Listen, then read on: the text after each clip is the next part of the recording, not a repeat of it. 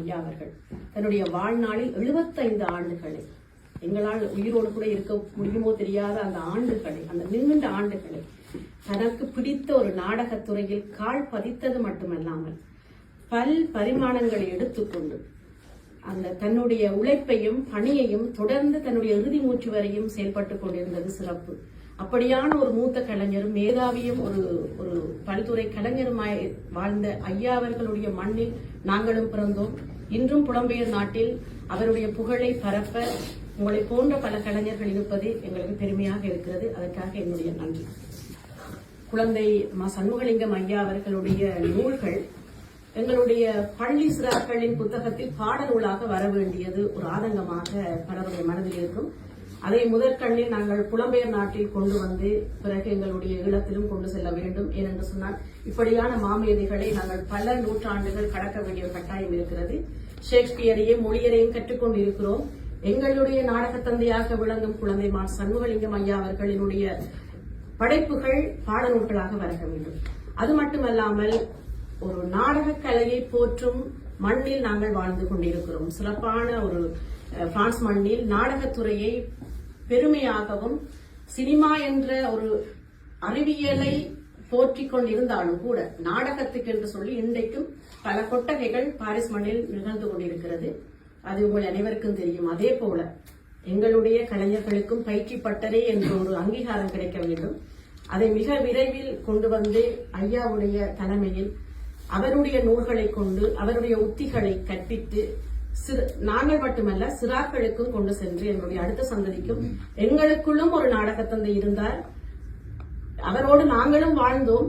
அந்த வாழ்ந்தவர்கள் கொடுக்க வேண்டிய ஒரு கடமைக்குள்ள இருக்கிறது. என்னுடைய வேண்டுகோளை வைத்துக் கொண்டு நான் கூறியது போல ஷேக்ஸ்பியர், மொழியர், கமல் சம்பந்தம் போன்றவர்கள் எல்லாம் நாடகத்துறையை வளர்த்தார்கள். நாங்கள் அதை நூலில் பார்த்துத்தான் கற்றுக்கொண்டோம்.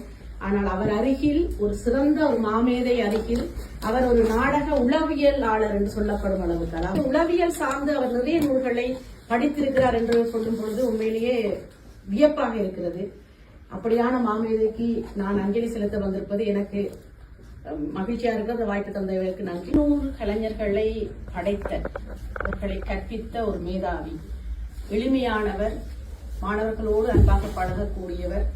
அது மட்டுமல்லாமல் தனக்கு கிடைத்த வாய்ப்புகளை எல்லாம் மாணவர்களுக்கு பகிர்ந்து கொடுத்து நீங்களும் கற்றுக்கொள்ளுங்கள், நீங்களும் அந்த நல்ல சந்தர்ப்பங்களை பயன்படுத்திக் கொள்ளுங்கள் என்று விட்டுக் கொடுத்த அருமையான ஒரு நாடக தந்தை. அவரை பற்றி ஒரு மாணவர் சொல்லி சென்ற விடயம் எங்களுடைய மனதை தொட்டிருக்கிறது. இப்படியான பகிர்வுகள் எங்களுக்கு கட்டாயம் தேவை. ஆனால் கவலைக்குரிய விடயம் இந்த நிகழ்வில் அடுத்த சந்ததியினர் கலந்து கொள்ளவே இல்லை என்று கட்டாயமாக அவருடைய ஓராண்டு நிகழ்வில் எங்களோடு சேர்ந்து எங்களுடைய அடுத்த சந்ததியினருக்கு இப்படியான ஒரு மாபெரும் கலைஞர் எங்களுடைய மண்ணில் வாழ்ந்திருக்கிறார் என்பதை பற்றி கூற வேண்டும். அதே போல காயமே அது பொய்யடா என்று பட்டினத்தார் சொல்லியிருக்கிறார். நாங்களுடைய உடலெல்லாம் இன்னும் ஒரு கொஞ்ச காலத்தில் இந்த மண்ணை விட்டு போக போகுது. ஆனால் இப்படியான கலைஞர்களுடைய படைப்பும் புகழும் இந்த மண்ணில் இந்த உலகம் இருக்கும் வரைக்கும் நிலைக்க வைக்க வேண்டியது எங்களுடைய கடமை.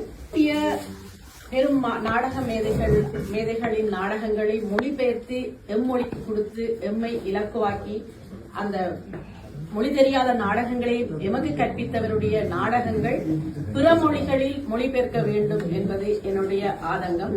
அதற்கு எங்களுடைய இளைய சந்ததியினரை செயல்படுத்த வேண்டியது இந்த கலைக்கூடங்களின் வேலையாக இருக்க வேண்டும்.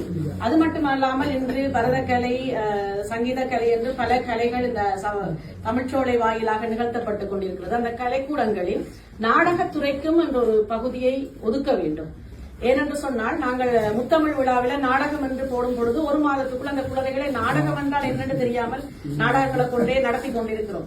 ஆனால் அந்த நாடகத்துக்கு பெரும் வரலாறு இருக்கிறது. எங்களுடைய கலைகளில் மூத்த கலை நாடகக்கலையும் கூத்துக்கலை என்றார்.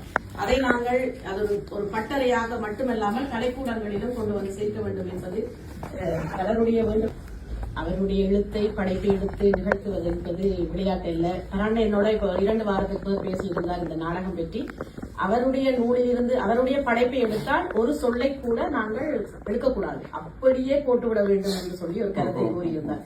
அந்த அளவுக்கு தன்னுடைய குழந்தையை, தன்னுடைய படைப்பை ஒரு குழந்தை போல நீ நிகத்தை வெட்டக்கூடாது, நிகத்தை கூட வெட்டக்கூடாது, அப்படியே வைத்திருக்கணும் என்று சொல்லி வேண்டிய ஒரு உணர்ச்சி பூர்வமான மனிதர் என்று இங்கு வந்திருந்த அத்தனை பேரும் சொல்லியிருந்தார்கள். ஒரு எளிமையானவர், அதோடு தன்னுடைய கலை அல்லது கலையை பார்த்து உணர்ச்சி வசப்படக்கூடியவர் என்று சொல்லி போராட்ட நிலைப்பாடுகளையும் தான் வாழ்ந்த சமகாலத்தையும் கூட நாடகமாக கொடுத்த ஒரு அருமையான கலைஞர், எதற்கும் பயப்படாதவர், நேர்மையானவர் என்று கூட கூறப்படுகிறது. வந்தவர்களை கூட அன்போடு வரவேற்று அவர்களுடைய விருப்பத்தை ஏற்று அவர்களை அன்போடு விருந்தோம்பும் ஒரு அழகான மனிதராகவும் அவர் வாழ்ந்திருக்கிறார். மனோண்ணா சொன்னது போல 93 ஆண்டுகள் வாழுவது அவ்வளவு எளிதல்ல. ஆனால் அந்த வாழ்க்கையை முழுமையாக வாழுவது என்பது சிறப்பு. தனக்கு பிடித்த துறையில் கால் பதித்தது மட்டுமல்லாமல் இளைப்பாறும் வயதில் கூட, மாணவியாக இருந்தவர் கூறியிருந்தார், இளைப்பாறிய வயதில் கூட இளைப்பாறாமல் தன் துறைக்காக போராடி பணி செய்து வாழ்ந்த ஒரு மாமேதை அவர்கள் சொல்வதுதான். அதே போல தன்னுடைய போட்டிக்கோவையே நாடக அரங்காக அமைத்துக் கொண்டு பல நாடகங்களை நிகழ்த்தியிருப்பார் போல. எனக்கு தான் அதை பார்க்க வாய்ப்பில்லாமல் போயிருக்கிறது. என்னுடைய உறவினர் ஒருவர் என்று பேச வர இருந்தார். அவரும் இவரிடம் நாடகம் கற்றவர் தான். அவருக்கும் வயதாகிவிட்டது, 70க்கு மேல், வர முடியாத சூழல். ஆனால் நான் ஐயாவுடைய நினைவேந்தலாக ஒரு சிறு காணொலி செய்திருந்த பொழுது ஐயாவுடைய நாடகங்களை பற்றி மட்டும் விட்டிருந்தேன். எனக்கு தொலைபேசி எடுத்து சொன்னார், திட்டினார் என்று கூட கூடலாம், அவருடைய திரைப்படத்தை பற்றி நீ ஏன் பேசவில்லை என்று. நாடகம் எடுத்தவர் ஒரு திரைப்படத்தையும் எடுத்திருக்கிறார் என்ற ஒரு பெருமை மிக்கவர் ஐயா அவர்கள். அப்பமானவர் என்று சிவத்தம்பி ஐயா அவர்கள் போற்றியவர். தனது படைப்புகளை எமது நாடக கலைஞர்களின் கைகளில் கொடுத்துவிட்டு நம்பிக்கையோடு இன்று முழுமையான துயிலில் இருக்கிறார். அந்த நம்பிக்கையை எம் கலைஞர்கள் கொண்டு செல்வார்கள் என்ற நம்பிக்கை எங்களுக்கு உண்டு. இருந்தாலும் எங்களுடைய கலைஞர்களையும் நாங்கள் ஊக்குவிக்க வேண்டும். அவர்களிடம் மட்டும் கொடுத்துவிட்டு அவர்கள் செய்து விடுவார்கள் என்று இப்ப மனோண்ணா சொன்னது போல கங்கேஷ் எடுத்து நடத்துகிறார் என்றால் அவர் செய்து விடுவார் என்று விடாமல் எங்களுடைய கலைஞர்களை நாங்கள் தான் போற்ற வேண்டும், நாங்கள் தான் ஊக்குவிக்க வேண்டும். அதுதான் நாங்கள் ஐயாவுக்கு செய்யும் உண்மையான அஞ்சலி என்று நினைக்கிறேன். இதற்கு முன் இருக்கும் அடைமொழிக்கு ஏற்றாற்போல உள்ளத்தை உள்ளபடி உலகத்துக்கு எடுத்துக்காட்டி உண்மையாக வாழ்ந்தவர் குழந்தை சண்முகலிங்கம் ஐயா அவர்கள் என்று கூறியிருந்தீர்கள்.